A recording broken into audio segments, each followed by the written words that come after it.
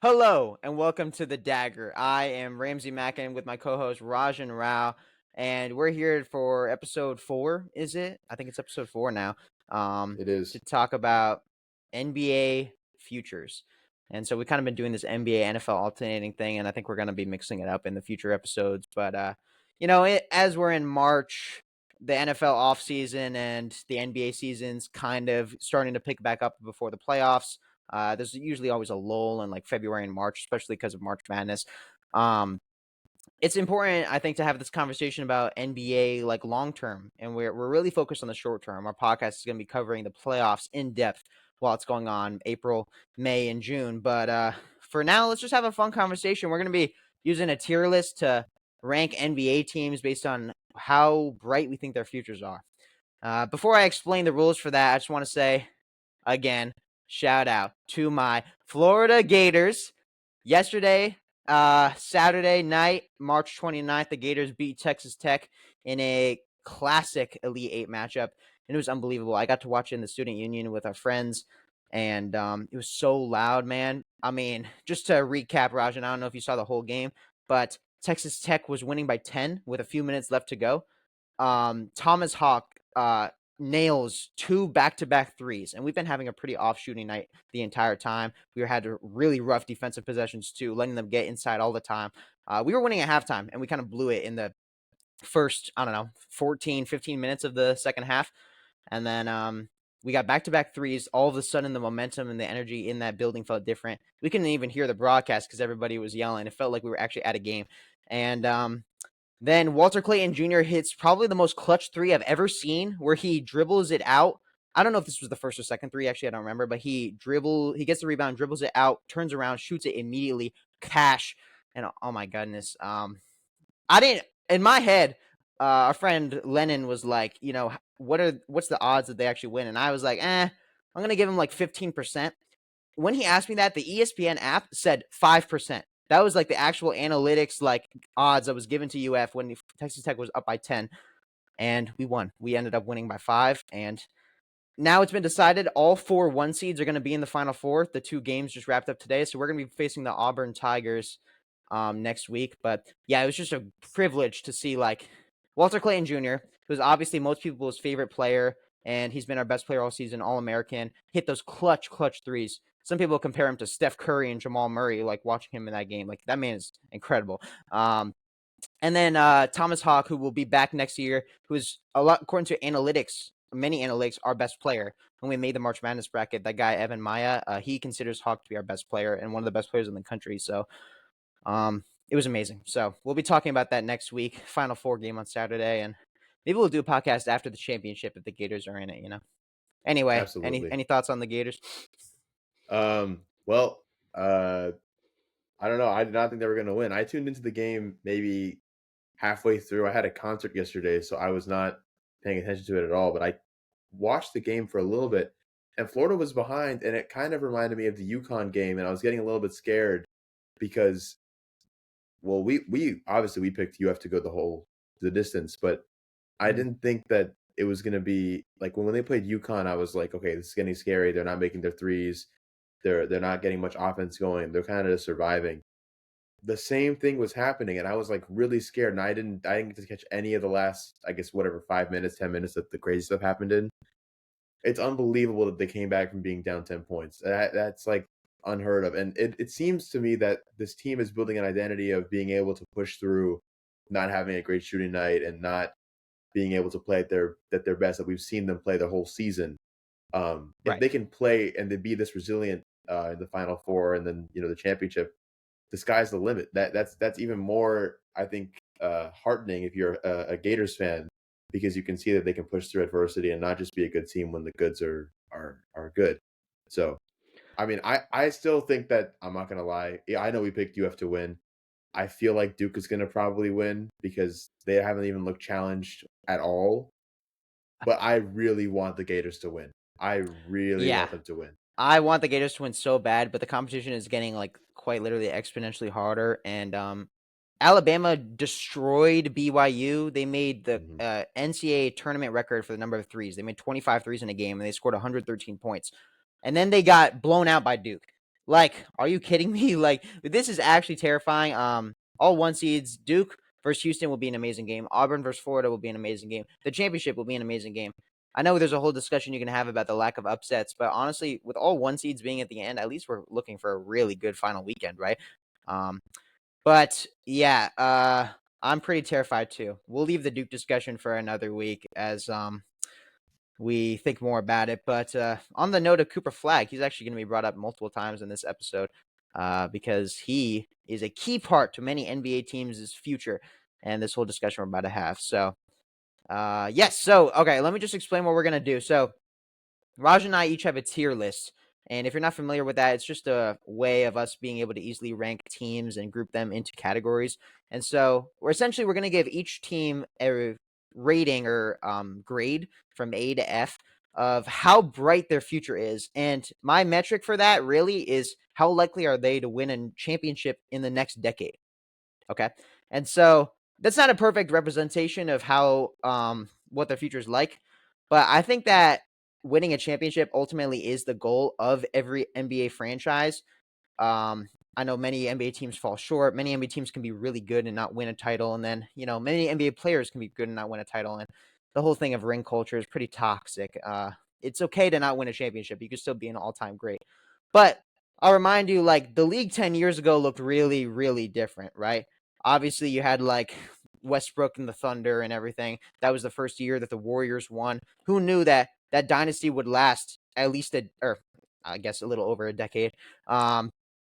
And like if somebody made this list 10 years ago, they might have not even foreseen all of the Warriors' success. Nobody could have foreseen Kevin Durant move in, but 10 years ago also was like the Lob City Clippers. There was Kawhi in San Antonio when they had all those older guys and they were starting to retire.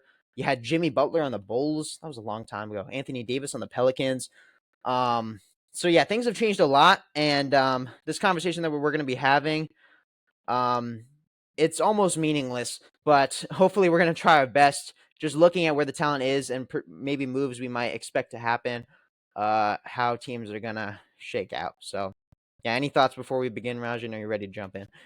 To your point, yeah, like 10 years ago, we would not have been thinking about the Nuggets being contenders or the Timberwolves being contenders, or you already brought up the Pistons. Um, it's just crazy how much it changes. But I think it is kind of cool that the Cavs and the Warriors are still in the same conversation that they were in 10 years ago. Like with a Yeah, completely different roster for the Cavs. Like I don't think exactly. anybody on that team is like still there. It's ridiculous. Yeah, even if somebody knew that LeBron was going to play until he was 40, which I don't think they would have, people would not have been able to predict that he would leave Cleveland for LA. And like, so yeah, there's a lot that's going to happen in the future. Who knows? That's the fun part of being a sports fan, right? Um, but yeah, so I guess we have all these teams, and yeah, again, we have grades of A, B, C, D, and F. A means that they are a contender. They're going to be a contender. We really think they're going to win a championship in the next decade. B means very possible. Like we could totally see it happening. I'm not as confident about it. C is probably going to be where most teams end up, which is like 50-50, like boom or bust. Like this team is good right now, and they might get over the hump, or they might blow it up, or maybe the team is okay right now, and we'll have to see where they go. And then D and F are like the darker futures. F might mean there's pretty much no hope, or like it relies a lot on the lottery. D might mean they're in a really bad situation. We'll see what assets they get back for things. So that's kind of what we're gonna be looking at. So, yeah, Rajan, we have the list up. Do you want to give me a team to start with? Yeah, let's do the Lakers. The Los Angeles Lakers. All right, yeah, we're gonna just do this in a random order for fun.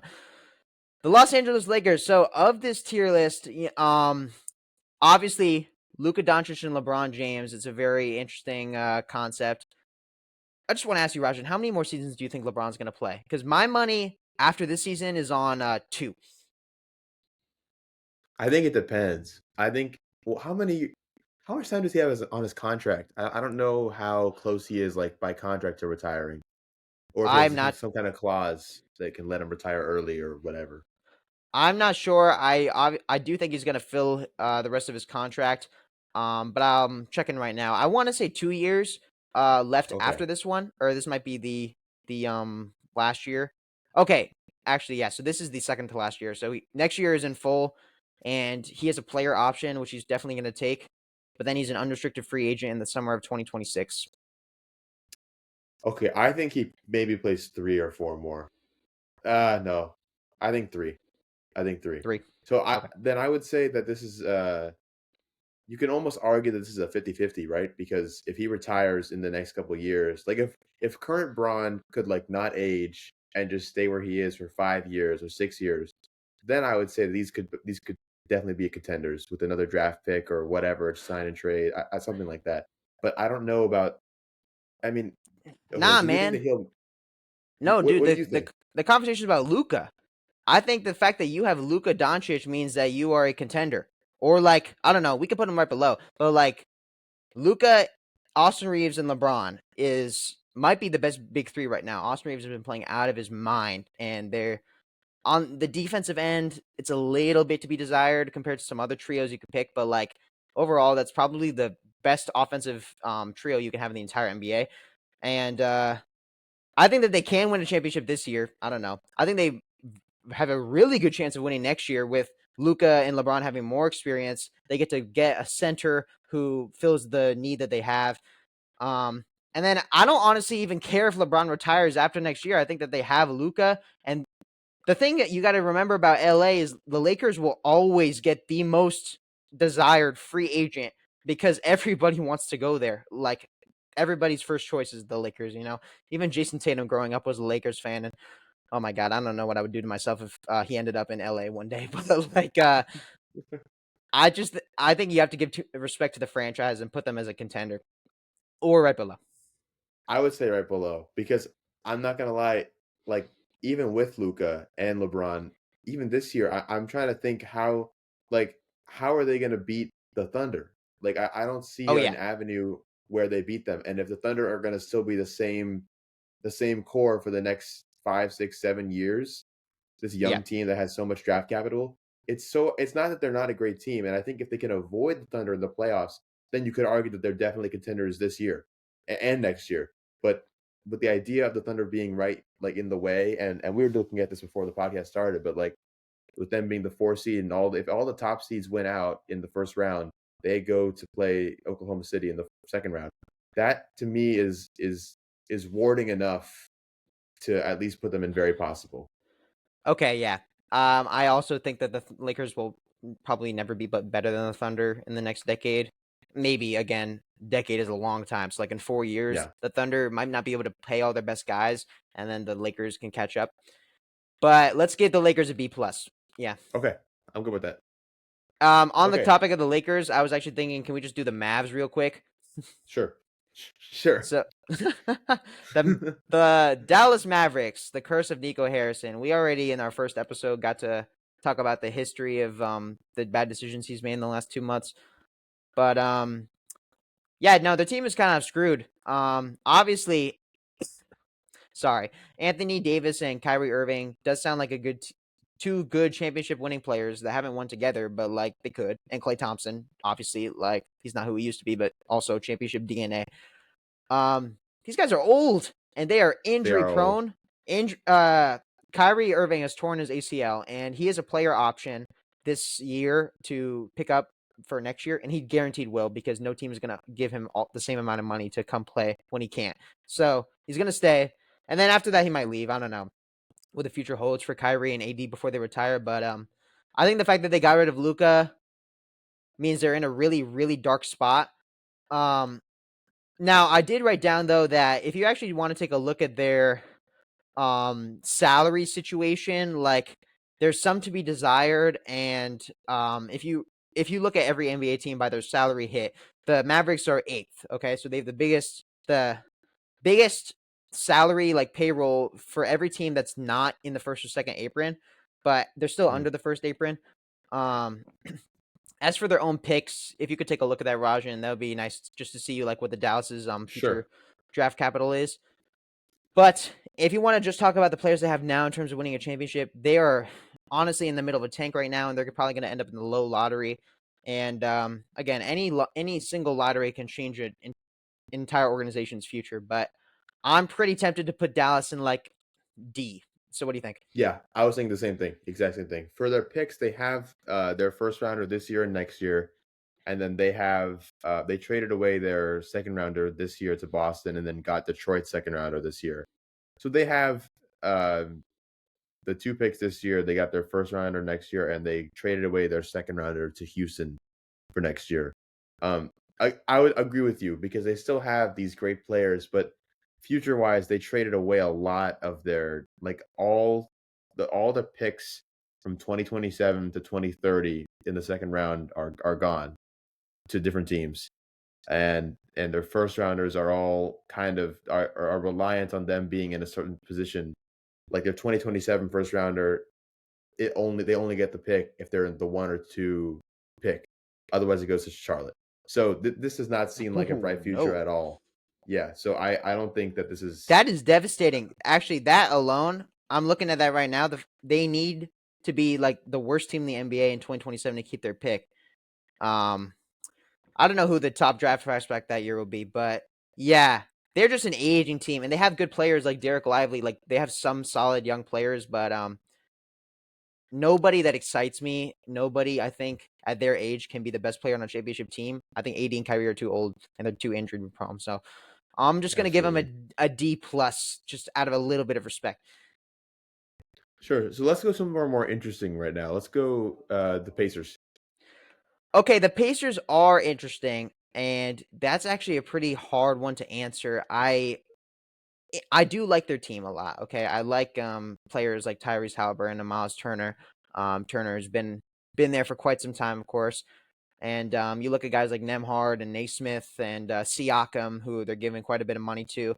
In general, they do have quite a talented roster, and people like to look at the playoff run that they had last year. Of course, they made it to the East Finals and lost to the Celtics, but they came over the hump against the Knicks, and then I don't remember who they beat in the other series, the first round, but maybe it was the Bucks. I don't remember, but It was the Bucks. That's right. it was the Bucks. Okay. Yeah. Yeah. However, everybody watching that kind of thought the same thing, which is that this seems like like they benefited from the injuries of other teams, and they most people didn't think the Pacers were a championship team even when they were in the one of the final four facing against the Celtics. Like literally nobody would have picked them against the Celtics, and um they were right. But yeah, I mean, they got other guys too. TJ McConnell, younger dude, Jarris Walker. Just looking at some of the guys on their roster right now. To be honest, none of them are particularly exciting. And I think when we talk about the future of the Eastern Conference, I think the Pacers still need another dude to actually be a contender.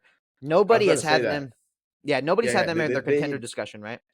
yeah, and they need a number one scorer that you can say, yeah, this guy will give you 25 a night, 30 a night, can be the number one guy because they don't have like when I think of their number one guy, like to me it's between Halliburton and Siakam, but there's not Yeah, like a clear cut number one. So that's all it is. no. I would actually be inclined to I was gonna say C, but just because they don't have a number one guy, I'm almost inclined to put them in the top of D.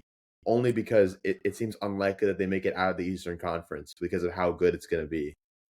I think D might be a bit too harsh because again, we're talking about a whole decade, and so a lot could happen. They could trade Okay, guys, and I would give him a just perfect C. I think that's like a so yeah, pretty mid.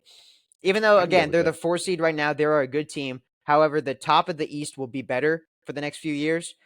Hmm. And I even think that there are multiple teams in the East catching up to them, such Pistons, as yes, you want to talk about the Pistons? let's do it. I think this is a very possible. I really like.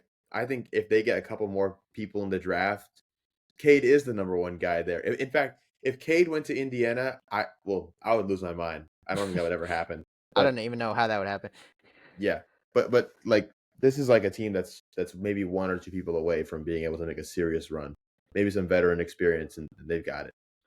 Yeah, it's really weird to think about this Pistons team, how historically terrible they were, and then like with one coaching change, and then a few exterior additions like the veteran presence of Malik Beasley and Tobias Harris and Tim Hardaway Jr., who are all playing really well. And then Cade, right? And so Hmm. I just want to think, okay, the past NBA champions, right? Since in the last decade, we've had the Warriors a bunch with let's think about the best player on every championship winning team. Okay, uh, Steph, KD, LeBron, and then I think we get to Kawhi. Kawhi, yeah. Then you get to LeBron Giannis, again. Oh, LeBron again. Giannis is Yep, nice. I just skipped over him because we already said him. Giannis, Curry again, Jokic, and then Tatum or Brown. So if you Sure. let's pick Tatum in that one. I think if you notice in the last 10 years, like I really think that the championship winning team has had a top 5 player. That's pretty safe to say, right? Like Yeah. In the I think league at it's that time, for sure. yeah, I think it's very, very hard to win the championship now if you don't have that A1 guy, that really reliable younger scorer type or bring everybody up type. Um, the team that my mind goes to is the Pistons, 2004 Pistons. None of their players in particular were the best in the league, but they had a really well constructed roster, one of the best defenses, and that's really like the only example I can think of in the last in this century that did not have a super super duper star. So with that said, do you think Cunningham can be the best player on a championship winning team? Because he is almost at the border of what I want to say. Yes. Yeah, because okay, so we were talking about the draft capital and the apron stuff. The Pistons have the lowest amount of current spent money. Their total apron right now, they're the lowest in the NBA. That gives them so much room to sign a superstar or sign That's even a just really more good role point. players. So yeah, this to me is a either B tier or maybe you could almost not A. I don't know. It's hard to say A, but Yeah, I could we're gonna totally keep say B. A. Okay, thank you for reminding me about the cap space. I think that the Pistons do own some pretty good draft capital, and they do have really good space. And I think that now that they're really good, I think that all of a sudden Detroit has actually become a pretty desirable place for free agents. And so I could totally see them in the market for bigger stars that they look for bigger guys on the move, older guys in the NBA. So I'm let's just put them in B, okay? Like right below the We'll say Lakers. B. Yeah. Can we do Minnesota right after this? Because I just saw some of the draft picks. Detroit traded their first rounder for the next 3 years to Minnesota. This year, if they get above the 13th pick, which of course they will because they're going to make the playoffs. Yep. Um, Next year it's going to be the 11th pick, and the 2027 is going to be the 9th. So all those first round picks are going to go to Minnesota because there's no way that the Pistons are going to go or do worse than they did this year. They're only going to get better. So I think Minnesota's so. window, Barring I some would injury, also you know. say is barring some injury.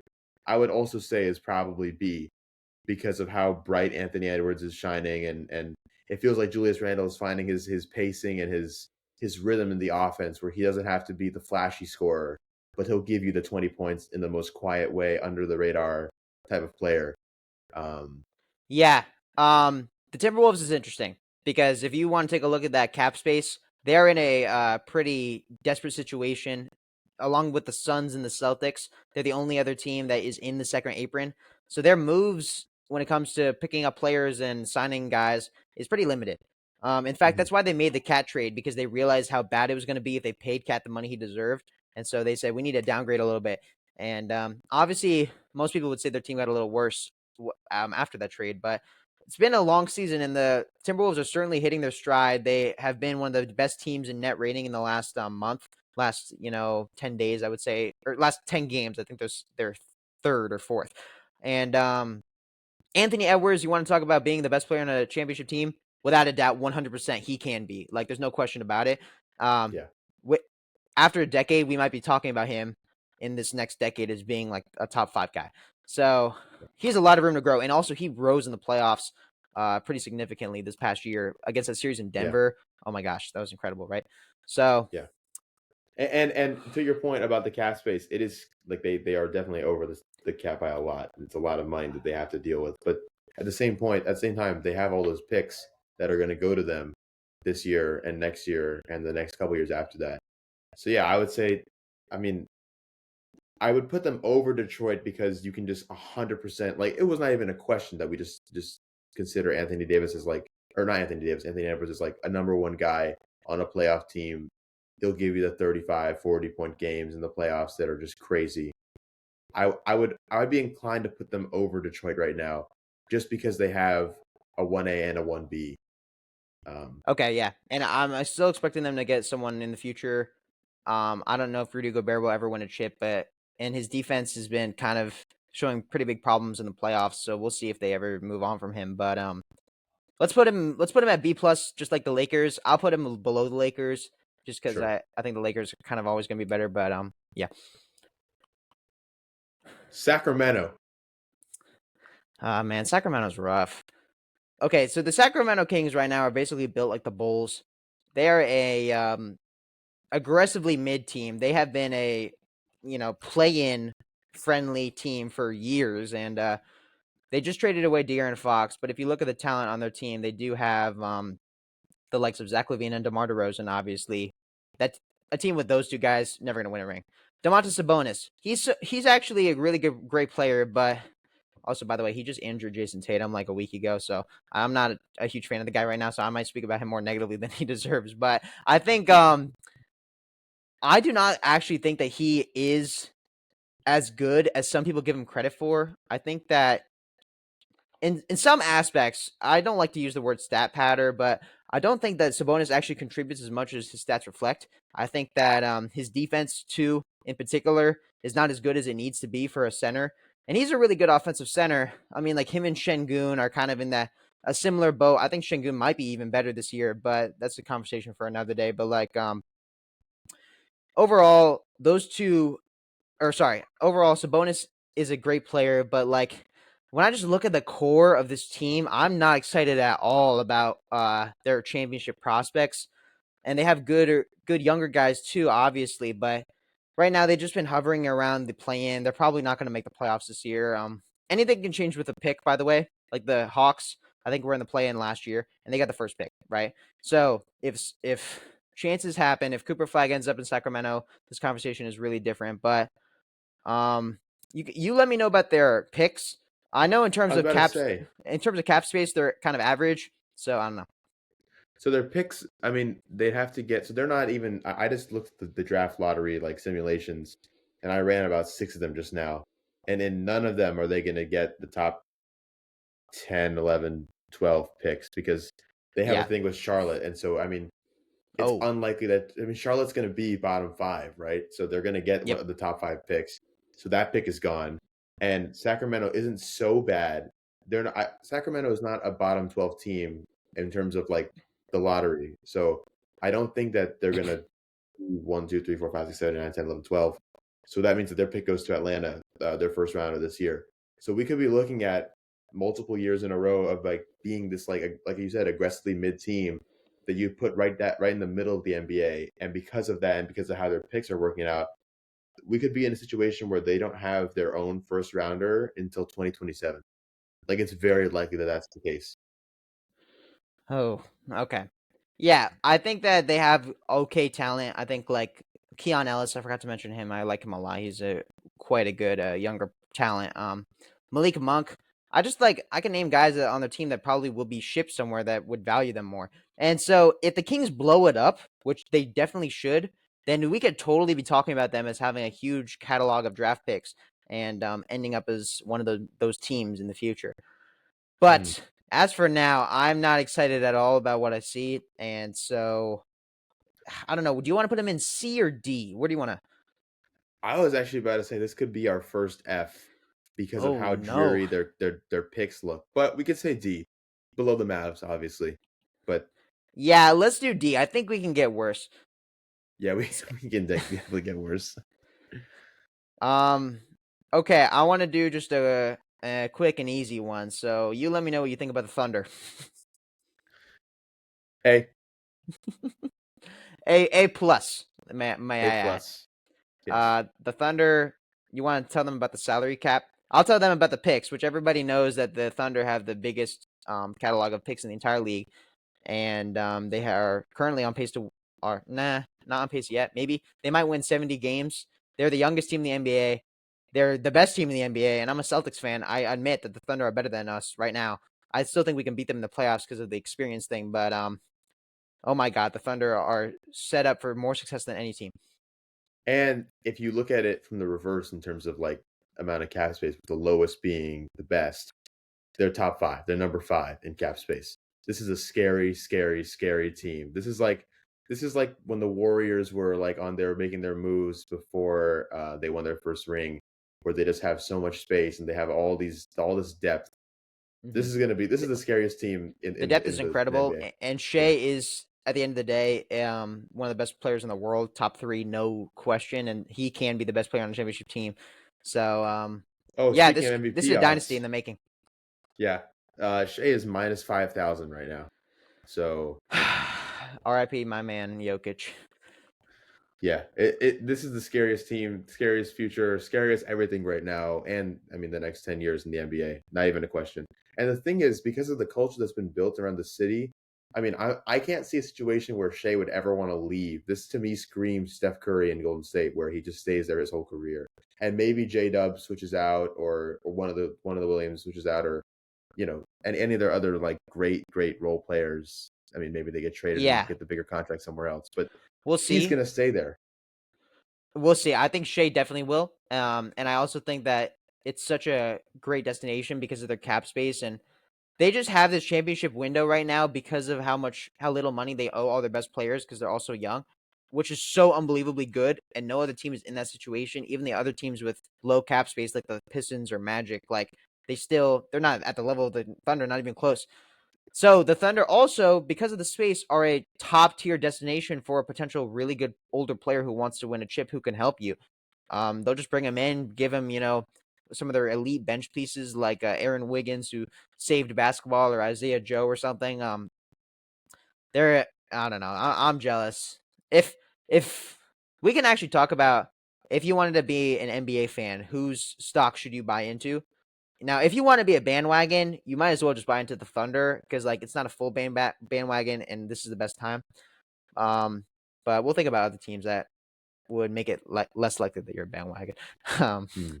anyway, A plus. Yeah. All right. Next team. Yeah, absolutely. Want to go Sixers? Who do I? Okay, so the 76ers. This is a Okay, poverty okay. franchise.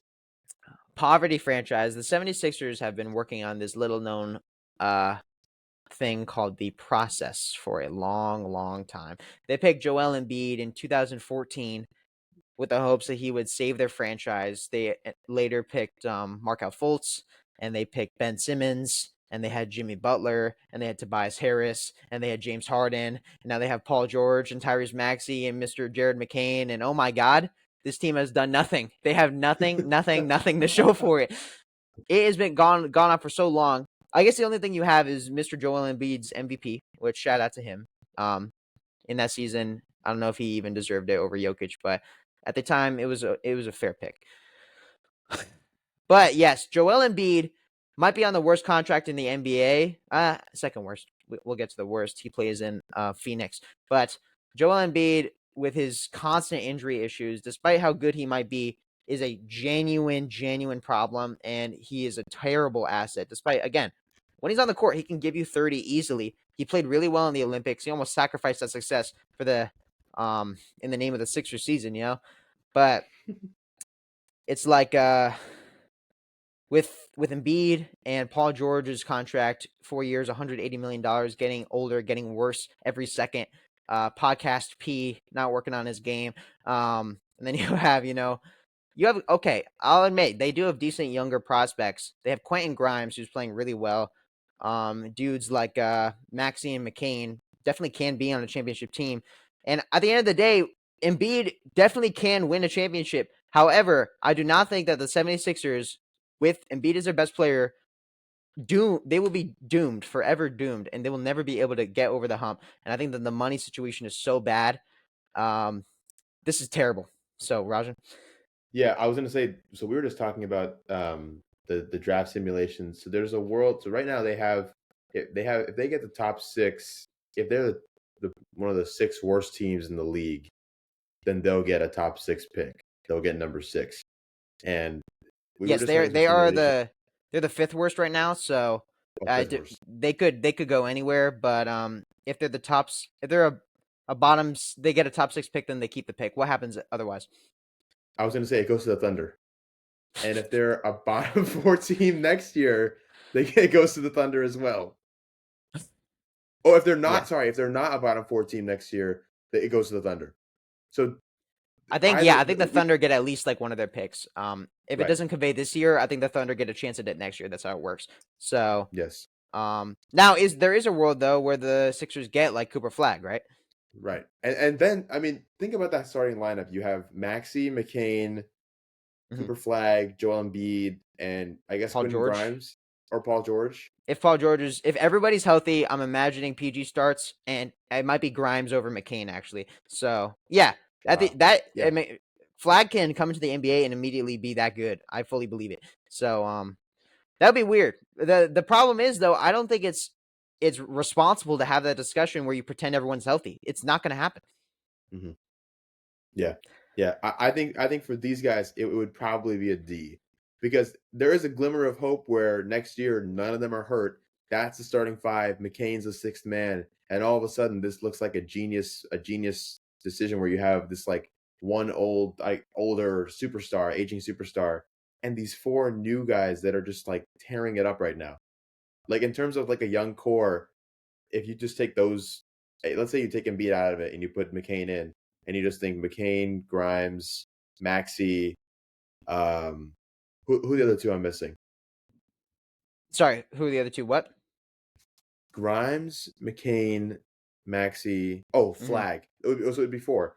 Like if you take that group of players and you put them against any other young core in the league, that's scary to think about. That's a really, really. I mean, again, we're like thinking if there's no injuries, it's hard to say that. It feels like this franchise is Yeah. cursed with injuries. So I'm inclined to put them at D, but there is always a chance. Yeah, we have to give an F at some point, but I think that the Sixers do honestly have pretty good players. And in terms of cap space, it's not as bad as you think, even though they owe a lot of money to their top two dudes. They're only 10th in the league in terms of the cap hit.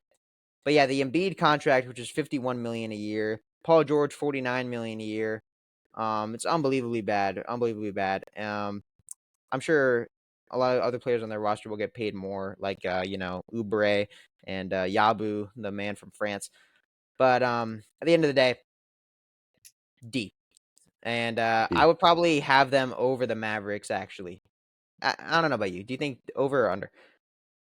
Uh, yeah, we'll say over. So over. So they're the top of D right now, ahead of Yeah, the Mavs and the Kings. yeah. Let's do that. Okay. I think it's time to take it to O Town. Let's do Orlando. Oh man. All right, so this is a conversation I'm excited to have because I know that the Magic are bad right now. Believe me. To the person listening to this, I completely understand that the Magic are a playing team and that we've been a lot worse this season. We have a losing record. In general, losing net rating, I'm pretty sure, negative net rating. But Paulo Banchero, just like Anthony Edwards, can be the best player on a championship team. We're going to be having serious conversations about him as one of the best players of his decade when the time comes. And it's too early to talk about that. And a lot of people might not believe it because they haven't been paying attention to what Paulo's been doing. But I think that the Magic desperately need a active front office. They have done nothing. Like they literally did nothing this past trade deadline when we clearly desperately need a shot creator and a point guard who can make his own shots because Jalen Suggs and Cole Anthony, great guys, they're not it. And guess what? We have the best defense in the league. We have for probably the last two seasons, and we still do right now. And clearly, what we're missing is obviously health and some luck with keeping our guys healthy, like the Wagner Bros. But and Paulo too, he was out for all season, so he couldn't even be an all-star. But since recently, he's been playing great.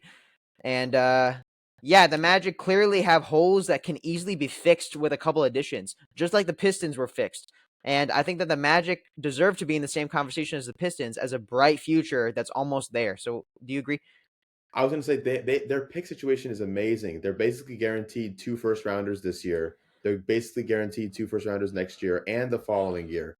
This is like this is incredibly scary if you're being a fan of any of the team. And they're also top two in or I guess technically bottom two. They had the second most cap space in the league behind the Pistons.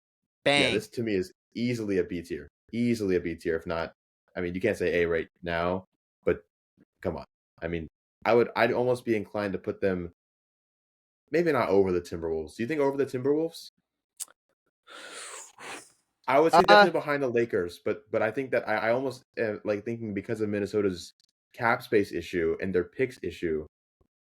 Yeah, let's do it. Okay, let's do it. Represent O Town. We are both, Magic fans second, and I think that there's a very bright future ahead, especially if we land someone really big. Like Trae Young talks to Orlando has been happening for a while now. If that happens, I think a lot of other fan bases would look at like Trae Young and Paulo Banchero and be like, that's not a championship winning duo. But I believe, and I think that time will tell. So let's Mm, just put B. yeah. Okay. You want to do the Hawks now then? Yeah, let's do the Hawks. I don't want to spend too much time on them. I think they're in a pretty troubling situation because they've also been really mid, and Trae Young is good. He's a really really good passer and shot creator, and he's a really good shooter. Obviously, he's never been a great defender, but he's the kind of guy that you can hide and help with other good defenders. Dyson Daniels is an incredibly good defender this year. You let me know what his odds are for DPOY. I'm sure he's up there, but Sure. like I think he's leading the league in steals, and he's has an historic number of steals actually this season. So He's in tied with general, Lou Dort for third, plus 2,500 right now to win the DPOI behind Draymond and Evan Mobley. Still yeah, obviously incredible. yeah. So he's great. He just came from the Pelicans. He was just thrown in the Dejounte Murray trade, but he was easily the best player in that trade, and so the Hawks definitely won that, which is good for them. But unfortunately, I don't really think that the Hawks are in any sort of position to be excited about their future. I think there's a lot more that they need to hope for. I think Trae Young is good. I think Jalen Johnson is good. I think guys like Okongwu and Capella are fine, but I imagine they're going to be blowing it up. To be honest, I Mm, don't think they're going to be yeah. building around Trae Young. I think Trae should leave. I think he should demand a trade because it's been long enough and they have not helped him like they should have. So if he does This that, could, yeah. I'm gonna put him kind of low. Yeah, I was gonna say if Trae Young leaves, this to me seems like a pretty easy F tier, where it'll take like the cycle of blowing up the team and then bringing them back eventually 5, 10 years later. Um, Yeah, it's hard to. I know it's hard because we haven't put an F team in F yet, and I feel like we're reserving it right now. But at some point, we got to pull the trigger, and this team just freaking sucks. but at the same time, they are significantly better right now than like the Sixers and Mavs, right? That's true. That's true. So, but at the same time, that if they're stuck in this little mid level, they just are not going to be able to get the draft pick that they need to level up. Can we say So, bottom of D tier just because they're still in the playoff picture right now? They're still play. Currently, the projection is they play Orlando in the play-in. yeah, let's do that. Let's just put Okay, him D minus. Um, below the Kings. which might honestly, I feel kind of bad doing that, but I just don't think that they have. I don't think you look at any of their top players and be like, yeah, this is a guy I want on my championship team.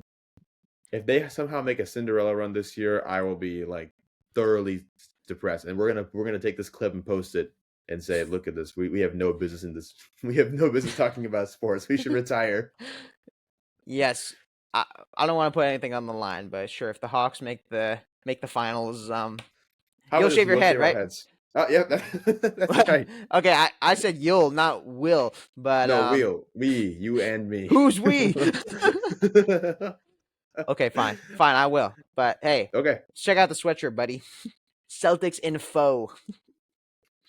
No. All right. Okay. Let's do. You want to do Utah? Because I want to put a team in F.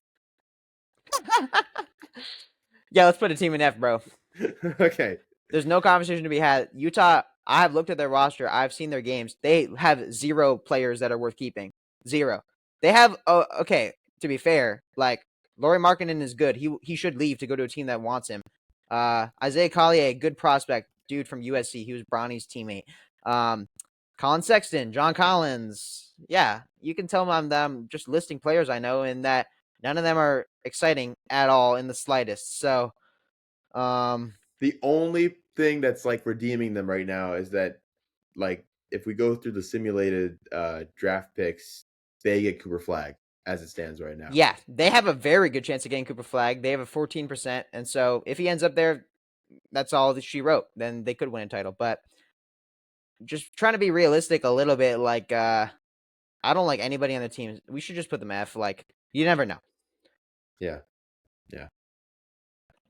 Okay, let's do an interesting one. Let's do the Suns. By the way, we have 4 teams in B and 4 teams in D and only 1 in C, which I think is crazy. But we should do the Yeah, Suns. I think the Suns are maybe we'll move well, these I around. wouldn't even put them C. Yeah.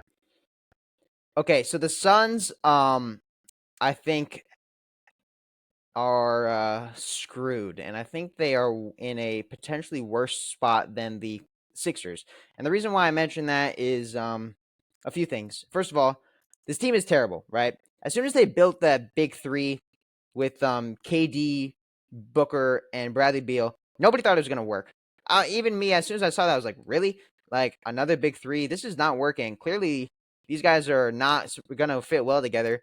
The old adage of, oh, no, they all need the ball, like, it usually doesn't make sense, but I think in this context, it's pretty clear that these guys do not feed on each other very well, and they're all supposed to be, they all have been the best player on their team. Just bringing them all together is not usually a recipe for success. What was a recipe for success was 4 years ago when the Suns made the finals, right? And they had Booker and they had Chris Paul and they had DeAndre Ayton, and then they had elite depth. They had Miles Cam Bridges, Johnson. Mikal Yeah. Bridges, and Cam Johnson, exactly, and Jay Crowder, right, and other guys that were extremely valuable in that run. And they were up 2-0 in the finals. Obviously, shout out to Giannis; they deserve to win that. But like that team could have gone on another run if had they kept it. Of course, owners get happy and they get excited about getting someone like Kevin Durant, and so they ship their entire future away. And if you remember, the trade from Kevin Durant from the Nets to the Suns was in exchange for Bridges, Johnson, Crowder, 4 firsts, and a draft swap.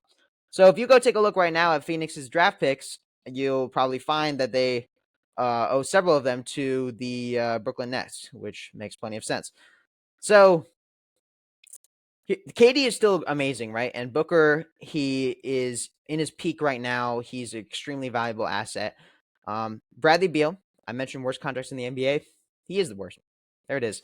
He has a no trade clause. He's this really old dude. He does not fit well with their team. The culture in the locker room is all off. Nobody seems to be excited about what they're doing. Despite having a pretty good start to the season, if I remember correctly, they have been pretty terrible recently, and they again are a play-in level team. People were excited about their ceiling, but it's just not there. And I do not think that this team was going to be competitive at all. And I think that their contracts, which put them, by the way, in the second apron, which means they're incredibly inflexible with what they can do. They have the most money allocated of any team, and they're terrible. If you probably do like I want to say wins per dollar, wins per like millions of dollars. I don't have that up, but I'm guessing the Suns are dead last because they have the most money, and the Thunder, meanwhile, are probably like first. So Mm. anyway, I mean, we know this about Bradley Beal. He's never been a winner type of guy. I mean, you remember those seasons in Washington? We thought that him and John Wall would be like some kind of dynamic duo. They add some kind of forward or center, and they become like a big three. But he's yeah, never ever it was seemed like he always wants to nice. win, right? I mean, like he's never I like been that type of guy. He never really has screamed that. He at 1 year, I don't remember how long ago this was, but he was the NBA's leading scorer back in 2021 or two, and Mm. when again he was just kind of like running the Wizards by himself.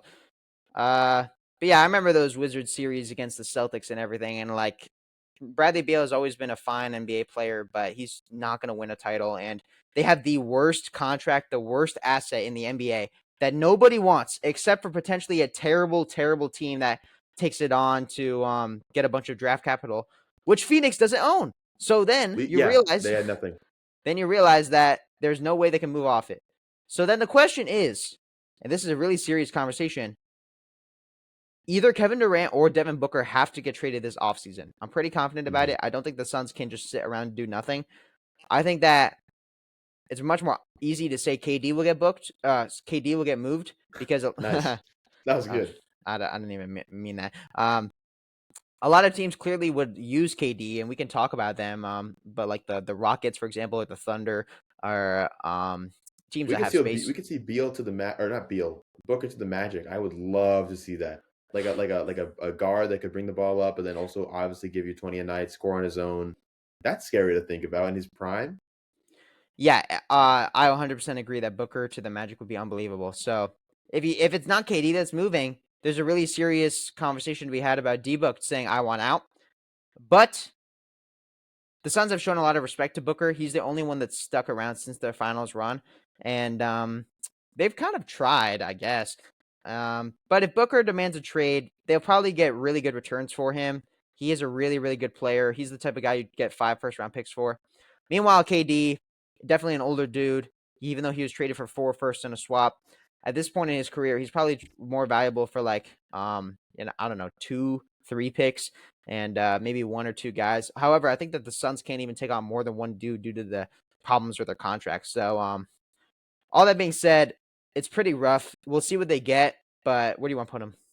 I honestly want to say F because of how screwed their capital situation is and how many and the draft picks. Some of these teams that we have in D have either like some decent draft picks and then like no room in the cap space, or they have some cap space and no draft picks. But rare is it that we've seen a team that has neither, and 3 aging superstars, former superstars, I guess.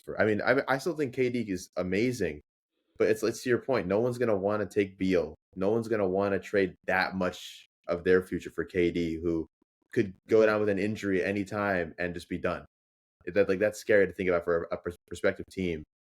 I think the place that it would make the most sense, you're right, is Houston, where like it's a young squad that doesn't really need a score. I mean, they could use someone like KD, but if he gets hurt, like it wouldn't be detrimental to their success. They're not like relying on him like as their number one guy. Sure, but I do think they would benefit a lot from the 1A reliable dude in the clutch. It's Again, true. so with the Magic, and if you want to bring up the Thunder, like I don't know if the Thunder necessarily can afford the money or what the contracts would be to match that, but they could literally give any pick they want, bring KD home. KD would probably love that, right? I mean, Mm. full circle moment, but I don't think Thunder They get fans Russell want that. Westbrook too. That would be We're quite the bringing locker room. we're bringing the band back together. Get James Harden and Steven Adams. Let's all have fun, guys. Who's with um, me? who's with me? Nobody, no Thunder fans are with us, unfortunately, and No, no, no Suns fans should be with their team either. Because we're gonna put them in F plus ahead of the Jazz, I would say. the Jazz. Yeah. Oh, you want to do your team? Yeah, let's not spend too much time on it. The Celtics are A tier, A grade. Doesn't matter how you phrase it. Package I it don't up. think they're as high as the Thunder, obviously, because they owe a lot of money, and they're really high in the apron levels because they have how much money they promised to give Jaylen Brown and Jason Tatum. And as soon as other guys say they deserve more money, like Pritchard, or if D White wants a bigger actually D White has a contract now that's pretty stable, but we're so good right now, it doesn't matter. There's no discussion to be had. We will win a championship in the next 10 years again. We just did. We can win it this year, and if we don't, we're not leaving anytime soon, and nobody's leaving. Now, the NBA, the Celtics are selling the franchise, so we're going to have a new owner for the majority of the stake. I want to say, I don't actually remember the majority, but our owner, I don't know what he's going to do. There's this whole thing about new owner syndrome in the NBA where as soon as an owner takes over, they like to make changes to establish their dominance or something. I don't know, but like just experiment and see what they can get done. Uh, I don't know what he'll do. That's going to happen in 2 years. So we'll see after this season and next if anything changes. But with all that said, let's just Yeah, firmly A save, tier, I would say. save some time. I'm not going to give him A plus like the Thunder, but let's just put him right behind the Thunder. I guess with that, then let's do the Cavs too. I feel like the Cavs are right behind the Celtics, and it's only because they don't have the same experience in the playoffs and winning in the same way that the Celtics do because it just won. But I'm inclined if it's Cavs versus Celtics in the Eastern Conference Finals, I'm inclined to take the Celtics because of their Yeah. history together and their chemistry. I mean, that core roster has been together for. I feel like it's been 6 years, 7 years of Al Horford in Boston with the Jays, and then you add like a defensive point guard, and you add these role guys. It's like Yeah. it's an unbeaten formula. There's no way to They're argue they're about it. exactly they're the perfectly built team, and I think every NBA team is kind of chasing the structure that they have. And if every team could just find a Derek White somewhere and you know just get all these super winning type players, these championship selfless type guys. Whoops, sorry. So the Cavs though are really well built too. They're almost follow the Celtics formula to a T. where they have a guy that can be the best player on a title team like D Mitch, which by the way, I wouldn't have even said like 5 years ago, but I got to give credit to him. He's at that level now. Um, Evan Mobley and Jared Allen and Darius Garland. That big four is incredible. And then they have DeAndre Hunter and Jerome and Sam Merrill, these dudes that just are incredible shooters and defenders and in the clutch. Max Strus. So yeah, let's put him A. Yeah. The money situation might even be better than the Celtics, and I think that people will want to go there if they want. But as they get more experience, and I think they'll win a title. And if they never get over the hump, it'll be a little disappointing, to be honest, because they're at that level already. Yeah, yeah. And just for the odds and the bettors that are listening, the Thunder are plus 175 to win the title. The Celtics are plus 185, so really neck and neck right there. The Cavs are plus 500, and then there's a pretty big drop off, and the next team is the Nuggets. So definitely a top 3 team in the league. Just you cannot say that they're better than the Thunder or the Celtics. That's all it is. All right, that's fair. So we'll put him A, honestly, just same as Celtics. Maybe A minus. I'll A, put A minus. A minus, sure. And let's do the Nuggets now, just to have this discussion because I almost want to say that this is a B tier team because I don't Yeah, know how they're going to get over the hump with the Thunder right there. It's like just I think it's a it's like an really immovable. What's the phrase? An unstoppable force against. immovable Yeah, object yeah. meets an unstoppable force. Sure. I think that the Nuggets is really troubling because the discussions are different when you have the best player in the world. Nikola Jokic will probably want to spend his entire career as a Nugget. I actually don't think his career is going to be that long. Clearly, the guy is really good at the NBA, but he doesn't love it. He doesn't need to be around for that long. He has all the money in the world. He can go retire and be happy. Play with However, his he horses. also what's that? Play with his horses. Exactly. He I think he'd prefer to be horse racing, but however, with that being said, he also has the play style of a guy who can just play the exact same in 10 years because his skill set does not rely on him being athletic. So like he can literally just be equally as good. He can be an MVP candidate when he's at 38 and nobody will bat an eye. So the problem though is their team right now is kind of hit or miss. The Nuggets are a really good team. You let me know about their championship odds. I'm sure they're high, but in They're terms plus of two this, thousand right now. They're number 4.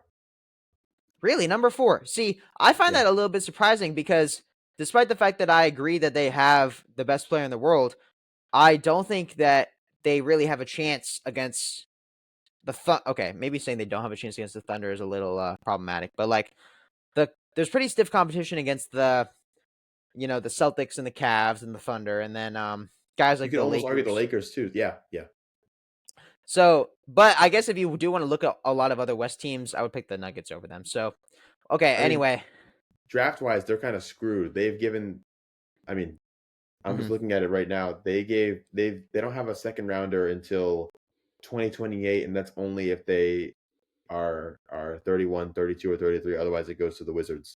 And then in the first round, unless they finish bottom 5 the next 5, 6 years, which they're not going to because they still have Jokic, they're giving their picks to Orlando or OKC. So Mm. this team future wise, they're in a win now mode. They need to win the next 3 years while they still have these guys like Jamal Murray and Aaron Gordon under contract, Yeah, MPJ or MPG, I do think it's MPJ. G MPJ. Oh, Michael Porter Jr. What am I saying? Junior Yeah, spelled with a G. Or maybe you're still thinking of minutes per game. MPG. Okay, anyway. there's too many stats. Okay, so yeah, I would say definitely below the Lakers, maybe above the Magic, just because they have a roster built of people that just won 2 years, 3 years ago. They did just win, but you got to recognize that this is not the same team that did win. They've since losing KCP and Bruce Brown. They have I don't remember who else they've lost, but their depth has gotten noticeably worse. They rely on their main man Christian Brown to play defense on some of the best players in the league, and I think that they are still need another guy. It's weird to say. The Nuggets might win the championship this year, and this could blow up in my face, but like they they're almost there, but there's a reason, honestly, there's an argument to just put them in A because Jokic can be the best player in the world and be the best player on a championship winning team. We just saw that. But I'll put him in B too. And we'll see what they do. Russell Westbrook, I hope you win a ring, my guy. But do you want to put him above or below the Magic? Let's put him I would above. say above for now. Okay, Yeah, let's put him right below the Lakers. yeah. All right, we're gonna take a quick break, and after we get back, we'll finish the other 15 teams in the league. Let's do it. Welcome back. We're about to start with the Raptors. So I feel like this is a team that's also kind of iffy. I I'm inclined to put them in C, but that might just be my own bias because we haven't had many teams in C yet. We only have the Pacers right now. But to me, they're like 50-50 in that sense. But again, they don't do they have any future stars in the making right now? I mean, they're 11th in the No. total amount of draft capital, which is, I mean, sorry, not draft capital, cap space. So they're not doing amazing in that sense for not having many superstars, if any at all. I mean, Emmanuel quickly.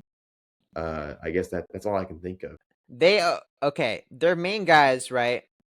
They gave Brandon Ingram a ton of money for reasons I don't know. They gave Emmanuel Quickly a lot of money. They're going to be paying RJ Barrett and Scotty Barnes a lot of money. No, the four You seen that guys. clip of Scotty Barnes? The him dancing while he was Yeah, defending the guy. him in the wing, just like standing there. Okay. I don't know what is wrong with that guy, but in general, I don't know what's wrong with the front office either, because even though their ownership has done pretty respectable moves, you got to shout out to, the moves with Kawhi and everything. But like all the players are paying right now, none of them excite me as being, oh yeah, we're building a championship core. They're nowhere near that. Scotty Barnes, I think, has honestly his contract has become less valuable the more he's played, despite him winning Rookie of the Year and everything. But all in all, I don't want to give this team that much respect. I don't even think they belong in C. I think that Mm, their situation is a little more dim than the it's definitely more dim than the Hawks. Yeah, yeah, I I mean think they it have is a more lot dim. of picks coming up though. They have first round for the next basically 3, 4, 5 years, and they have two first rounders in 2027. That's not enough to say. I mean, those are just picks, right? We don't have like names to those picks yet. We don't know what that's going to net. For all we know, they could just draft a bunch of random guys that last maybe 2, 3 years in the NBA and then just kind of fall away. So yeah, I'm with you completely. I'm probably below where we had the Hawks. We'll see. I just clicked the sim lottery and they ended up with the second pick. So, if they tank successfully this year, maybe. But yeah, let's put them in D Where did you minus. have the Hawks? I put him at the bottom of D2, but honestly, I feel like I should give them more credit. So I'm gonna move them above the Kings. Sure. Okay, so we have in D we have the Sixers, Mavs, Hawks, Kings, Trailblazers, and then Raptors. Blazers. I just have the Raptors. Oh, I accidentally put the Blazers in instead of the Hawks the first time. That's what happened. Okay, you want to do the All right, Blazers now? let's do the Blazers real quick. I do want to give a lot of respect to the Blazers roster. I think they do have talented guys. I keep making the same point about every team. Like the Blazers have been on a very respectable run as of late, right? And they have guys like Shaden Sharp, who I actually would love on the Magic. Shout out to Shaden Sharp. I really hope he comes here. Tumani Kamara, too many cameras, as Kenny Beecham likes to say. Denny Avdia has been playing really well. Scoot Henderson, great talent. Um, Robert Williams, former Celtic, Time Lord, love that man. DeAndre Ayton, I don't even know how he's The doing, but I'm Suns. sure she'll be getting okay. Yeah, exactly. And then Donovan Clingan, who they drafted from UConn. So I just mentioned a lot of really young players, and honestly, even though they're at the 11 seed right now, like if they were in the East, they would be a playoff team or a play-in team, and they're okay. And I I don't, would almost feel like I can put them above the Hawks in terms of situation because of all the young players and their draft picks. But yeah, maybe that's disrespecting Hawks a little bit. I don't know. yeah, they're in this a similar salary situation as the Hawks. They're both like just like around the 10th place in the cap hit. But if you just want to look at the talent on their team, I actually do think that this team they could have people that really hit, and Mm. you could see a lot of growth from these guys later in their careers. And so I want to give a bit more respect to the Blazers. So do you want to put them in C minus, or do you think it's too high? It's hard for me to argue that they're above the Sixers, but honestly, I see where you're coming from. Let's do it. Let's put them in C minus. Let's do it. Okay. Because yeah, I mean, you're right. That young core. I mean, obviously they're no Houston or they're no OKC or yeah, but at the same time, it's like Yeah, they got some guys. They could totally make a if they land. Could you imagine if KD went to the Blazers? I actually have seen that rumor, and that would be pretty unbelievable. But the problem is, even if you told me that, I don't think KD would win a chip. Like, okay, you Yeah. know what?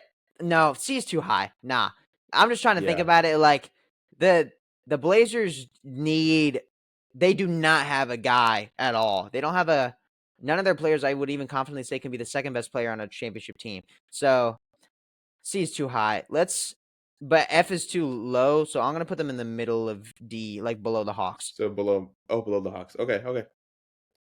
Um, Um, we have a lot of D though, so hopefully either we bump someone up later or we just have more in C. Okay. yeah. Well, I mean, I think a perfect C tier team is the Warriors. Yeah, actually, I want to agree. Let's put him right in C above the Pacers. Do you want to say anything Yeah. about him? Well, we always know that anytime Steph's on the court, anything can happen. And I mean, obviously, it's pretty unlikely that they get past the second round this season. I mean, currently their matchup is Denver in the first round, which I almost kind of like that for the Warriors, They could totally as beat them. opposed to Houston or Oklahoma City, or even LA. Yeah, but I mean, even if we somehow beat Denver, got to go on the road to OKC. That seems like a game where, I mean, we all remember that time Steph had that crazy three from the OKC logo in the Western Conference Finals the year before KD came. Um, They do have a I timeout. mean, Decide not to use it. Wow. bang, bang. I First mean, that's double like bang in iconic. history. It's true. Mike Breen made history with Curry that night. I mean, that was like that's like classic Curry and classic Warriors. And I mean, you still have a DPOI the DPOI candidate leader right now. This is a scary team as And a Jimmy Butler made their Cinderella, team a as lot dark better. horse. That's true. And Steph has played exponentially better without the pressure of having to be the number one guy all the time. And it wasn't even like he was Hmm. already the number one guy and he still is now. But the pressure is different because now it feels like he knows that there are people on his team that can actually score. Like it's not Yeah. just him that can score the basketball. I think that mindset actually applies really well to Jimmy because there's a lot of other people have brought up like Jimmy knows his role extremely well and he can just play in offensively whatever he needs to. He can set screens for guys, he can stand in the corner, he draws fouls really well, draws charges, but like if you want him to score, if you need him to be the main offensive guy out there, if Curry's injured or he's sitting, he has too many fouls, he will do it for you. And Jimmy obviously is an incredible playoff riser. Him and Steph um are two of the best like playoff growers risers in the entire NBA. And so the Warriors are really good, but it's really hard to put them in the even in the West Finals this year. Mhm. And their team is old, and so like even when we're having this conversation next year, I don't know, man. I think just for the prospect that they could make a dark horse run this year, I think it's fair to put them in C. But you're right. I mean, it's not Okay, like they have a future that we see and we're like, yes, this could be a totally like a playoff team in the next 10 years. Um, all right. you want to do the Rockets?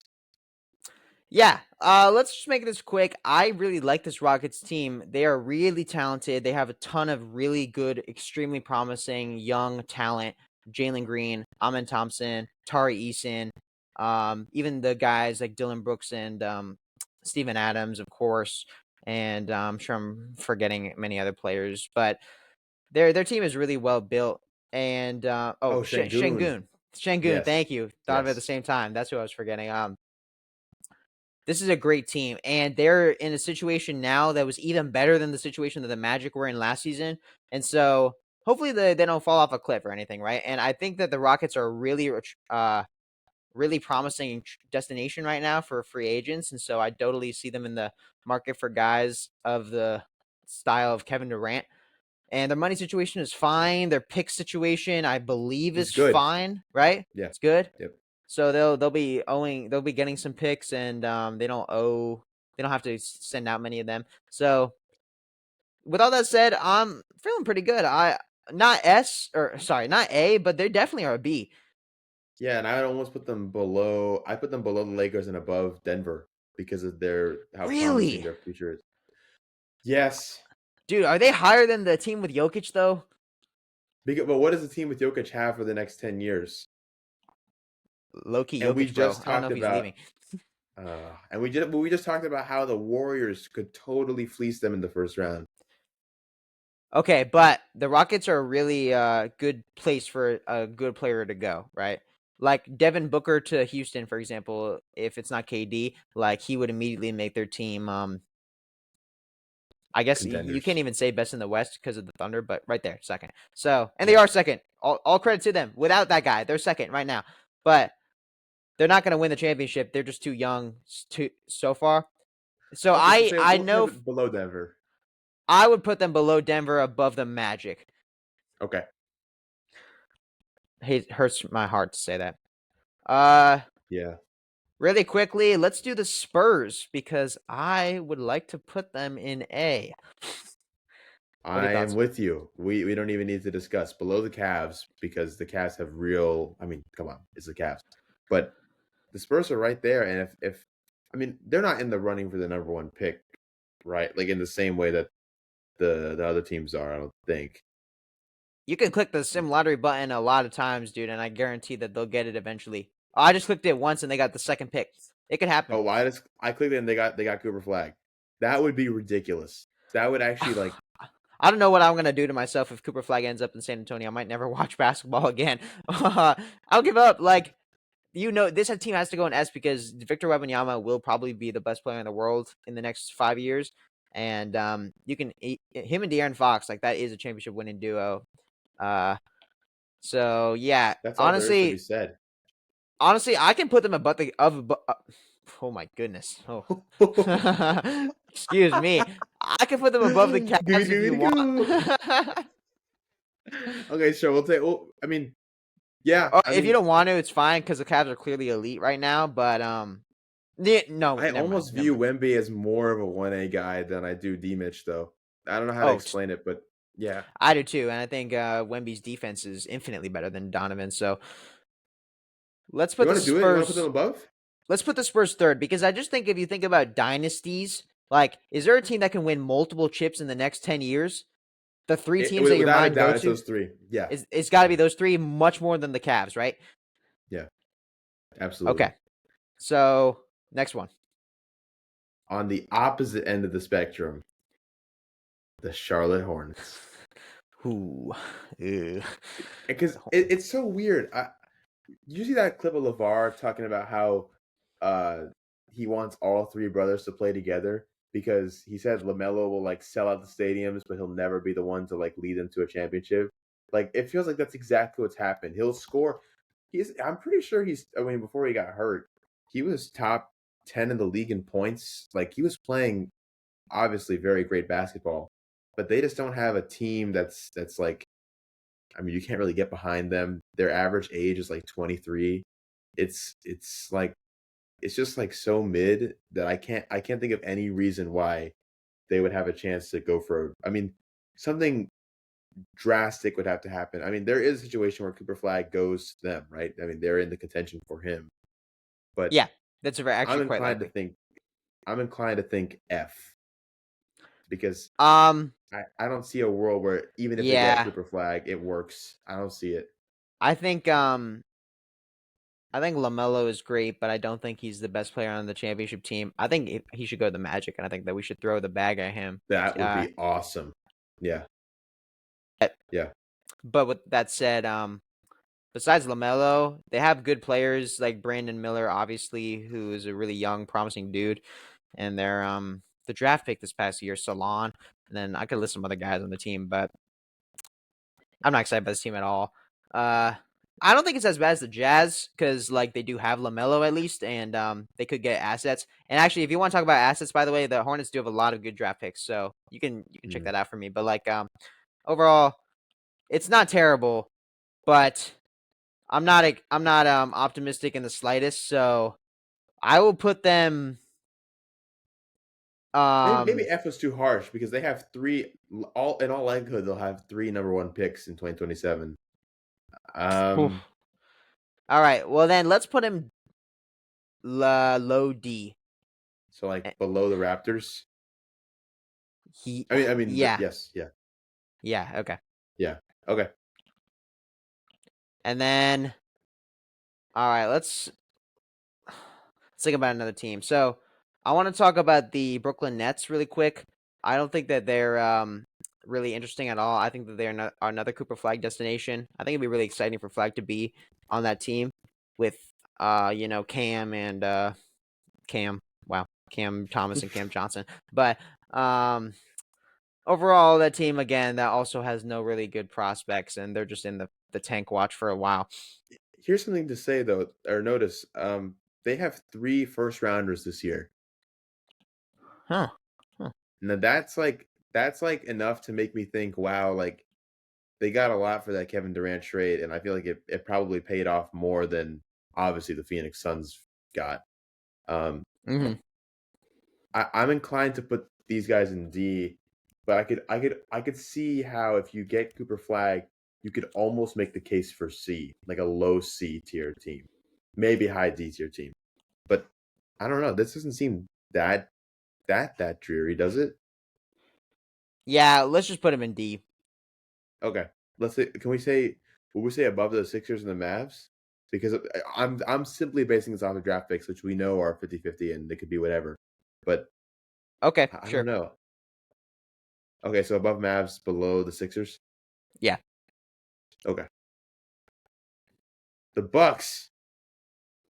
So the Bucks are honestly an amazing question to have or discussion to have. Giannis Antetokounmpo, while being a top 3 player in the world, and he still will be for years to come. Um, I actually am not really that confident about this team as a dynasty anymore. They won the Yeah. title a few years ago with against the Suns, which we mentioned, and Giannis was amazing, amazing. The 50-point game, but like since then, even though Giannis hasn't dropped at all, it's very clear in quotes that he's given that he really wants to win a championship again, and he's going to be chasing that feeling. And he said this quote, which I have pasted. I am a winner. I want to win. I have to do what it takes for me to win. And if there's a better situation for me to win the Larry O'Brien, I have to take that better situation. He said that to the media, and he's actually said many similar quotes about the fact that he doesn't really care whether he's in Milwaukee or not. He has given positive quotes about being in Milwaukee. He's never said, I want out. But he also said, I'm not staying here, or I will leave if there's a better situation. Unlike, his co-captain Dame, who spent all those years in Portland never trying to leave and wasted a lot of his prime. And speaking of Dame, he just recently was diagnosed with blood clots, and I hope he gets better soon, and I hope he's back for the playoffs. But there's things to be concerned about this team. I do not think their depth is there. I think their defense is average. All season they've just been average. I think this year, in the playoffs, they could be interesting, but honestly, there's a real world where they lose to the Pacers in the first round. I would take the Pacers over them right now. And if they play the Pistons, you might want to take the Pistons, despite them having the best player in both those series.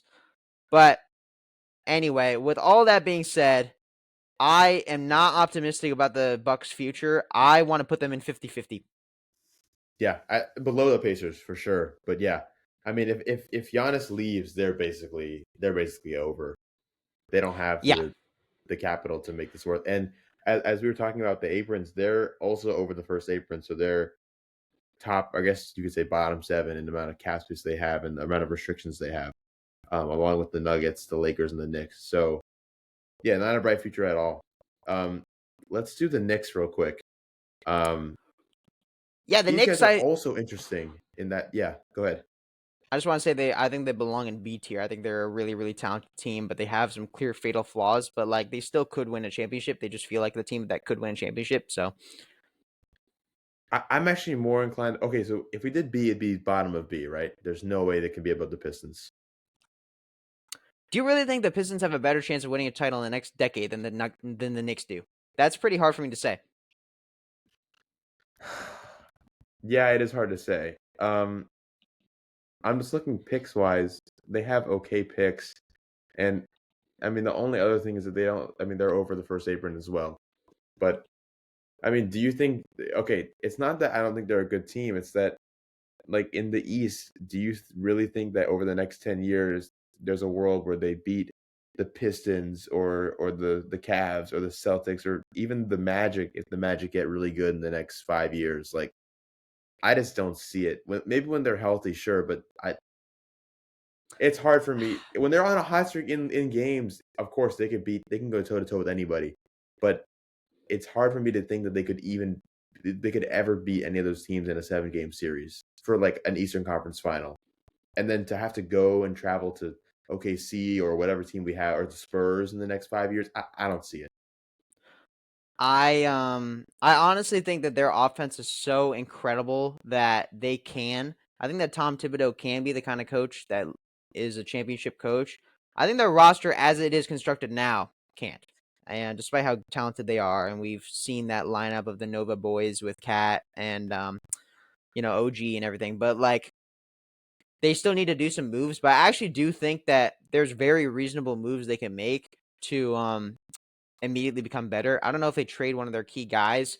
I think Brunson and Cat are here to stay for a while. And so the question is, do Brunson and Cat win a championship? And honestly, also with the whole thing about the Knicks always being in a like desired free agent spot, I would like to put them pretty high. I don't want to put them C. So let's put them B, but We can say above the Pistons. I get it. I get it. I actually even think they should be above the Ooh, do you Timberwolves. think they should be above the Timberwolves? I think so. Because they're definitely better right now, and they just I have a little bit more faith in them, even though Anthony Edwards is better. Yeah, yeah. With Cat too. I mean, Yeah. Cat outclasses Julius Randle in a way that Anthony Edwards can't outclass Brunson. If you go matchup wise like Oh that. yeah, for sure. All Okay, right, yeah. let's take a look to Memphis. This is also a really confusing team because they have all these stars defensively and they're seated pretty high, but it's like, I don't know. Yeah, the Memphis definitely has or the Memphis situation is interesting. They have great guys like Triple J, who's an all defensive caliber player, and John Morant, Desmond Bain, and everything. And we never know if Desmond Bain, for example, will be in a trade one day, and Zach Edey, Scottie Pippen. But with all that said, Scottie Pippen Jr. Sorry. Had to clarify. You With guys, all that he's coming said, back. the I don't know if you saw the news, but the Grizzlies head coach was fired about 4 days ago. Taylor I did Jenkins. not see that. Yeah, Taylor Jenkins was let go. Nobody knows why. Literally nobody. One of their assistants was promoted. We've been waiting for there to be some sort of news about, oh, he violated some sort of team rule. Like Ime Udoka, former Celtics coach, was fired because he was, sleeping with one of the Celtics, like, I don't know, a team executive or like just some sort of person that helped. And so having a relationship, even in the office that was consensual and normal, was not allowed. And so that was just a team rule, and he got fired. And we found out. We do not know why Taylor Jenkins was fired. We don't know if there's been locker room problems or if he violated some sort of other thing. Um, with all that being said, the vibes in Grizzlies in Memphis are not like what they used to be. Obviously Ja is great, but I don't really believe in that team as much as I say the Magic. So I'm kind of leaning like C. It's not doomed Yeah, necessarily, but it's yeah. it's okay. I would actually almost say that I trust the Warriors to win over the Grizzlies in terms of like who can make a run. Well, that's Okay. hard to say too because we got to think future as well. But for me, it's a toss up between those two. They're definitely above the Pacers. Let's do that. Let's do Warriors then Grizzlies. I'm fine with it. Sure. I think even in the long term, the Warrior like even the next 10 years for the Grizzlies, that could be considered equivalent to the next like 3 years for the Warriors. Like there's serious considerations to have about that short term in the Warriors, and so we'll see. Hmm. All right, the Clippers. Yeah, the Clippers are one that I don't really know. I think that Harden and Kawhi are probably going to round out their careers there. I think that they're good players, and honestly, they are a fine team right now. They'll be in the playoffs. They'll be the probably get smacked by the Thunder or something, but or maybe they if they beat the Timberwolves and then they will be in a series against the Rockets, which some people would pick them over the Rockets. I probably would not, Mhm. but with all that being It'd be a said, close series for sure. Young guys versus old guys. yeah, Norman Powell and everything, Zubac. But with that being said, the Clippers don't excite me in the slightest. They are just are not going to win a title. I mean, again, 10 years is a long time, so they might pick someone up. They might get some sort of pick. But it's not an F scenario. It's okay. I'm leaning in the D range. Do you know where you put them in D? I want to say below the Trailblazers, but above the Kings. Does that Yeah, sound that's okay? chill. That's chill. Yeah. Okay. Well, we should probably do another F team, right? Sure. Who do you want to pick? Okay. I can't decide. Actually, no, Okay. you go ahead because yeah, I want to say let's just do the Wizards because I don't think the Wizards are F. I want to defend them a I little bit. agree. I agree. Okay, Okay. okay, okay. Yes, Okay, I'm glad. The Wizards, despite obviously all the truth of the fact that their team is not that great, um, they have a lot of individually excellent players that could really strongly develop into pieces of a championship team. A Wizards fan that I follow believes that they are kind of in the building of a Thunder team. They have a pretty good draft situation, and they have all these young, talented guys, and they're still missing obviously the A1 dude, which is why he prays every night for Cooper Flag to be drafted there for the Wizards to win the lottery. And if they do, they immediately become like a playoff team. But yeah, Bilal Koulibaly is the first name that comes to mind. He's been an excellent so far. Alex Sarr was the second pick this past year, and Sarr could develop really well. And he's been one of the Rookie of the Year leaders all season. He's honestly an amazing player. And yeah, even I guess Brogdon, you can give him credit, Bub Carrington and everything. you could But still say Marcus Smart and sure, even Chris Smart Middleton as and well. Middleton with a veteran presence, like it's okay. They're not good now. They're terrible. They're terrible, but they will be okay. And so if you want to look long term, there's a argument to put them even higher than D, but maybe we should I just put them I'm in D. What do you think? I'm not gonna lie. I almost am inclined to put them above the Sixers because of how like not awful their I mean their draft situation is not bad at all. Two second rounders this year, a first rounder this year. They have two second rounders next year as well, and three second rounders in 2027 and 2028. I mean, Hmm. that's not a bad deal. These guys could totally draft some depth, and all of a sudden we could be looking at like a potential 6, 7, 8 seed in the East, especially if they get Cooper Flag. So yeah, I'm inclined to put them right below the Bucks. All right, we'll do that for fun. Yeah, sure. Well, okay, so now we probably should do an actual F tier team. Okay, yeah, I want to pick the Pelicans for F. To be honest, Yeah, I understand that Zion is cool and all, but the Zion experiment has not worked, and I don't know what's going to take for them to have something that works. Um, maybe they the do draft get. situation is not great. It's just not a bright Yeah, future at I'm all. not. I'm not excited if I were a Pelicans fan. Let's just put him F. I'll put him above the Jazz. Yeah, you can't get worse than the Jazz. The Bulls, I want to give him credit because Josh Giddey has been incredible recently.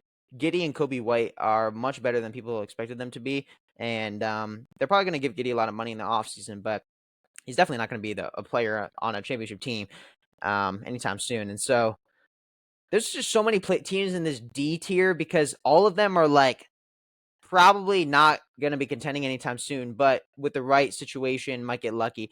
I just think that they're there. Hmm. The Bulls are pretty dark, and so if you asked me 2 months ago, I would have put them in F, but I kind of put him in like low D. I'll put him probably above the Raptors. Yeah, maybe below. I'll put him below the Raptors actually. Below the Below the Raptors, Raptors, above the Hornets. sure. So now we go to where I am right now, Miami. This is also kind of hard to tell because like Miami, they're not completely without stars. Like Tyler Right, Hero is still a great player. Bam Adebayo is still a All great Star, player, all almost All star. Star. Andrew So Wiggins, maybe. it's Uh, like but it's also hard because they've thrown their future away, and it's like draft wise, it's hard for me to like put them above D. They I don't even think they're in the running for the number one pick because the Warriors are not going to end below 11. That's just not going to happen. So it's just not. To me, this is an F tier team. I don't see any like bright spot in this team at all, especially now that Jimmy's gone. Any That's chance of them sneaking to the playoffs and the play-in and then having like yeah. a crazy Jimmy moment is gone. He's not Yeah, there it's anymore. gone. And even with Jimmy, he was great. And honestly, his career in Miami was much better than many people thought it would turn out. But um, they're not there, and they're not going to make it over the hump, and they're just going to continue being this play-in team until they permanently really do blow it up. But they can blow it up while still keeping Jaime and Kel'el Ware and the two guys you mentioned, Hero and Bam, perhaps, unless maybe they give up Bam. Honestly, I don't know. We'll see where that goes. But with that being said, they do have good assets. So I don't want to put them in the same tier as like the Jazz or the Suns, who have really bad assets. Um, unless you want to put them like at the really beginning of F. Uh, otherwise they kind of We deserve could say the bottom of D. okay. I honestly am Sure. kind of more comfortable with that. I just look at where the other teams are in that tier, and I'm like, um, the Heat deserve to be there. I would put him. I would put him below or I would put him above the Hornets, below the Bulls. Sure. All right. How do you feel about the list? Do you think it looks good? Do you think it looks balanced? I think it makes a lot of sense that we have the most teams in B and D because there's a lot of teams that are like right there being able to compete for a championship, and there are a lot of teams that are almost really bad, but they're not like quite there. And Yeah. then we got some teams that are at the complete top, right in the middle, absolute rock bottom. Um, this feels like it's kind of how it is in the NBA. We always have a couple, I would say maybe 4 or 5 teams that are always like contenders. Like you can know for sure these guys are going to be at least the second round of the conference champ or like playoffs, if not the conference finals. And then we have all of these teams that are. I mean, you could totally see the Rockets getting fleeced by the Clippers. I mean, it's unlikely, and I think both of us would definitely pick the Rockets to beat them in a series, especially if it's the first one. But like, we could see any of these B tier teams potentially getting booted pretty early on. But again, we could also see them winning the whole thing. I feel like Mm-hmm. it's pretty accurate representation of what the NBA's trends are as a league. And then of course we have the team in F, which is always just like it's always going to be a couple bottom tier teams that just suck. So Always, yeah. All right. Well, that was pretty fun. And yeah, thank you for listening to all our loyal viewers and watchers. Really appreciate it. So make sure to follow us on Spotify and YouTube, where you can listen and watch, and Instagram, and we'll be working on the Twitter and everything. And Rajan, hopefully next week we'll be talking about the NFL, right? yep, we're gonna do some power rankings. It'll be a fun time. Maybe look at some FanDuel stuff. Uh, yeah, This it'll be guy. a good hang.